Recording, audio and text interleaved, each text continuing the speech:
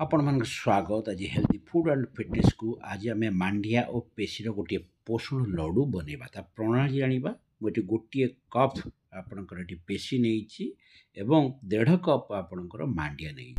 आप जानते पेशी जहाँ फ्लैक्सीड्स बोली कहुए आप डाइजेशन हेल्प कर कन्स्टिपेशन आप मुकुड़ेब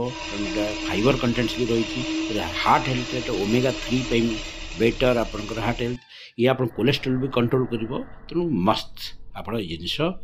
यूज करवा दरकार आग आम वयस्क लोक मैंने यूज करुले घरे मुझे मांडिया 1.5 कप नहीं मांडिया आप एक्सलेंट सोर्स ऑफ फाइबर ये protein essential vitamin C minerals भी रही इम्प्रूव कर डाइजेशन रेट कंट्रोल कर ब्लड सुगर को यहाँ ग्लूटेन फ्री जोड़ा एंटी न्यूट्रिएंट कहुए वेट मैनेजमेंट कर देखो जो फुटुची ये फुटा अवस्था जानीगले होगा पुणी मुझे आप मांडिया को आउे भाजी ने भाजी मैंने पूरा कड़ा भाजी जस्ट करेंगे टी थंडा होगा आपको बेटर ग्राइंडिंग हो पार फाइन ग्राइंडिंग करेंगे आप फ्लैक्सीड खाली दरदर कुटा करेंगे बिल्कुल करेंगे कारण ना तार तेलिया तेलिया बास्ना किंतु आप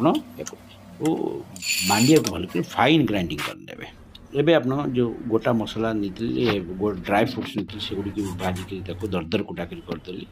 ए आउ थे सब मिश्रण करके गुआ घी देके आउट कुसुम करेंगे बेसी नहीं करेंगे 2-3 मिनट भितर आपको कंप्लीट करेंगे एवं देखो बहुत फानी गला गुड़ गोटे कप नहीं या सीरा करी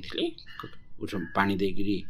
करी मिसईदेली मिसैला टे थंडा हाँक देली थंडा है देखिए धीरे धीरे आपको लड्डू रे प्रस्तुत करने आरंभ कले एवं ये गोटे गोटे लड्डू आपणकर जो 2.5 कप नहीं पाखापाखि 25टा खंडे लड्डू ये प्रस्तुत हो गला घरे लड्डू प्रस्तुत करूँ बाहर किणतु ना कि चॉकलेट अदर किसी किणिक पिलाମାନଙ୍କୁ दिंतु ना कि बाहर लड्डू भी आप किणतु ना से आपंकर पोषणत्व अभाव रही आप भरपूर मात्रा सब पाइपर जहाँ गोटे शरीर आवश्यक तेणु घरे प्रस्तुत करूँ खुआंतु थैंक यू ऑल।